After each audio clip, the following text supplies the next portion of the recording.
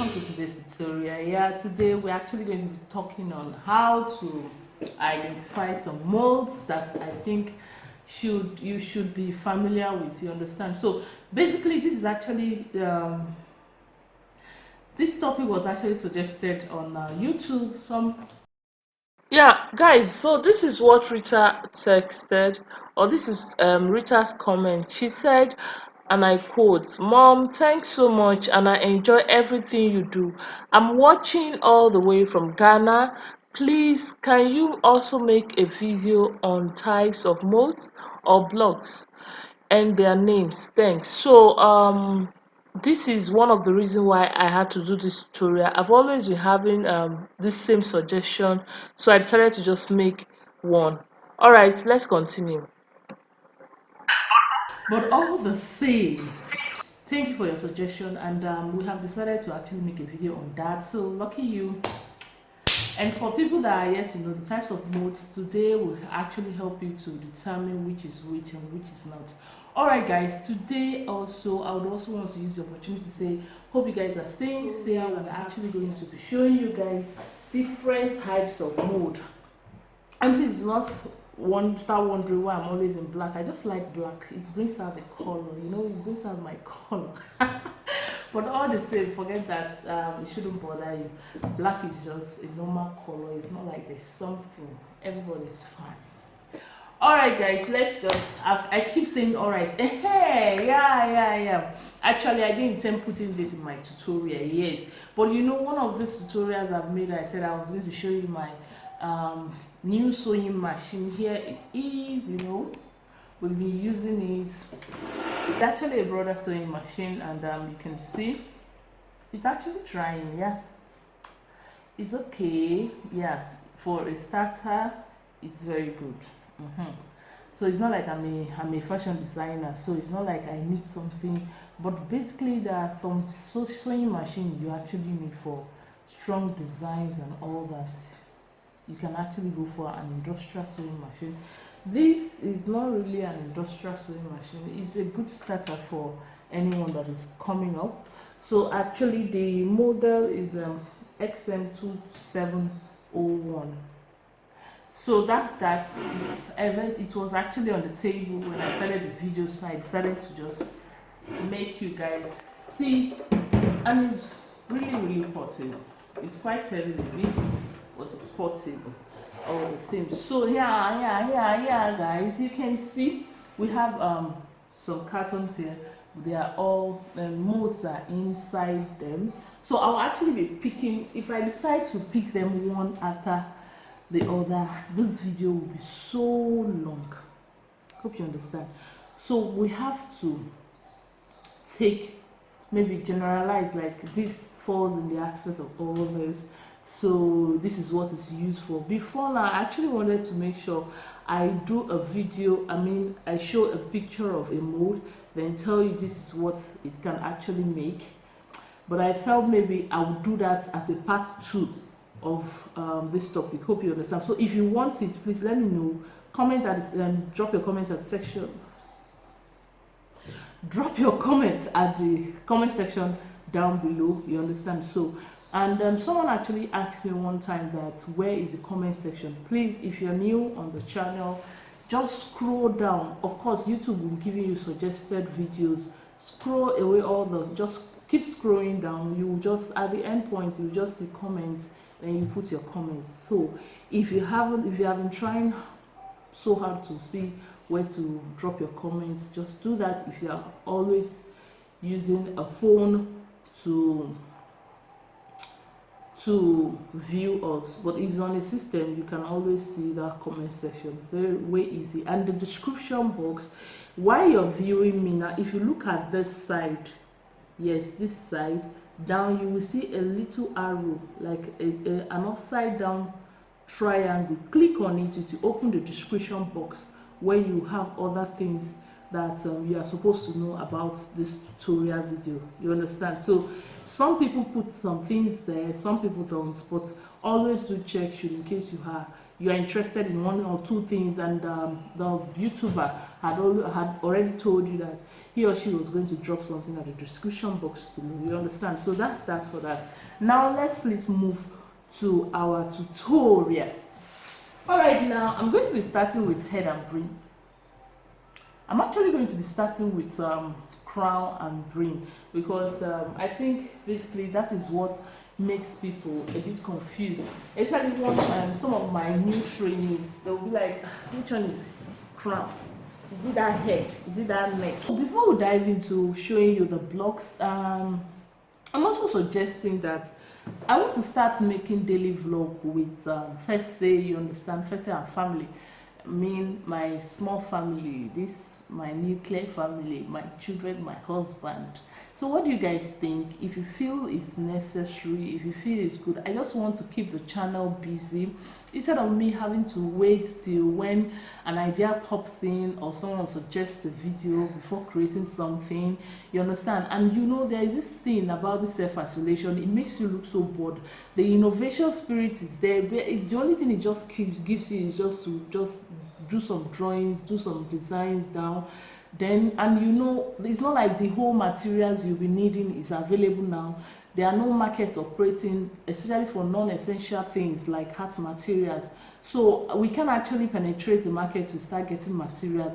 These are other factors that are actually affecting YouTube videos from coming up. So guys, I'm thinking just to keep the channel bubbling and you seeing my face, just I do vlog, random vlog, and keep uploading. I'll actually create a section for it, but of course it will still be on this channel. So guys, please look out for new vlogs and enjoy it. So if you see anything that you feel is good, let me know, and suggest one or two things where I can actually do one or two things. And let's just get the whole thing, the ball rolling, because I'm tired of waiting to get the appropriate time to make art, and appropriate time to edit, and appropriate time to upload, and all that is very tiring because there is no time. And no matter how I try as much as possible to make sure that I'm going to do it today, I'm going to do it today, I just find myself doing nothing. So guys, please manage your girl, manage FeSe. She's just trying, and I hope this also other side I'm trying to inculcate into the channel will also work. So guys, let's move on. I've talked for like 12 minutes. Let's just move on to the next session where I'm going to be showing you the types of blocks I have, and the ones I don't have, I'll just show the picture and what it can actually create. Hope you understand. My channel for a very long time, you would have seen something like this where I've used it. This is actually a frame. I think this is the cling film I use in wrapping it. So just so I remove so you can see it. It's now getting old. I can remember when I bought it newly, it wasn't having these black patches all around. So yes, this is a brim, a very big one, and I'm going to be telling you how big this is actually. In circumference, let's determine how large it is.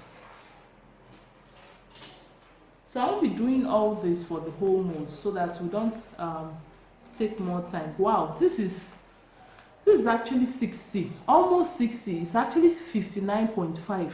So this is very, very big, very big. And the diameter is 20 actually. The diameter is 20. So you can see, so the head crown diameter is actually 7.5, so it's quite large. It can take someone's head, you understand. So this is a brim. You can get the one smaller than this. I think I have something smaller than this. Let me check. Okay, see the smaller one. You can see what it is like. Let me just show you guys. You can see I kept it at the center, and you can see the difference. It's more like half of this. You understand? This is half of this. So this is a small brim, and of course I think this is even quite the head size circumference is okay. It's almost the same. It's also 7.5 long inches rather. So that's for brim. Now for head crown, we have different types of head crowns. For head crowns, we have different types of head crowns, different shapes, different curves. So you can decide to get different types of head crown, then get just one brim, depending on the size. Because you can, and again, if you notice, there are some hair, there are some crown. If you notice, there are some hats that has a flat brim. Like you'll be wondering, this brim first is showing us is actually curved. This cannot actually make that style that I have in mind. You understand? Yeah. If you have those kind of designs you want to make, you can turn your brim upside down, then use the flatter end and make a very flat brim. Then determine the circle, cut out the circle, and you know what? Fix your brim, fix your crown to the brim. From that, you can also have something like this, of this nature. If you feel you don't want to use, maybe because they are rough edged, you don't like it or something, or you want something really large. This is a big circle. You can use something like this. Yeah. Mold on this. So the minute you mold on this, it's going to give you a flat brim and you are good to go. So I have different sizes. I actually got a carpenter that was able to do this for me, and I was good to go. So I have different sizes. I can actually make like 3 different sizes of brim out of this. So you can see how they are. So that's the good thing about this. And for the crown, I keep saying, yeah, the crowns, they come in different shapes. You can see this. Actually, I'm going to be talking about this in a tutorial yet to come. Yes, so I'm going to be talking about this. You can see this is already fitting in, you understand? So this is something that you can actually work on. This is a head crown. I still have other head crown. This is another head crown. So we have different shapes. This is another head crown. You can see the shape. So the regular normal head shape. This one too. This one is a curved head shape. This is another one. So if you have something like this, you can also, and I think I've also used this kind of head crown for a tutorial where I did a white hat. So it was this head crown I used, and with a big brim. So I was able to determine the size of the brim I want. Hope you guys understand. So that's that, and I think I still have one more head crown. Yeah, this is quite slant. You can see. I don't know how to. Okay, you can see that it's slant.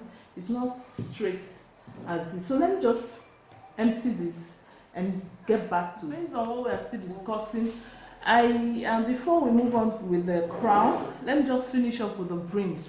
Now this is another brim.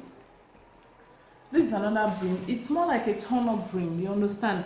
It's a bit highly curved here, then slantly curved here. You understand? This is a bit up. This is curved down. By the time you wear it, it just stays like this. You understand? So the crown comes on top here. Hope you understand me. So that is that for this.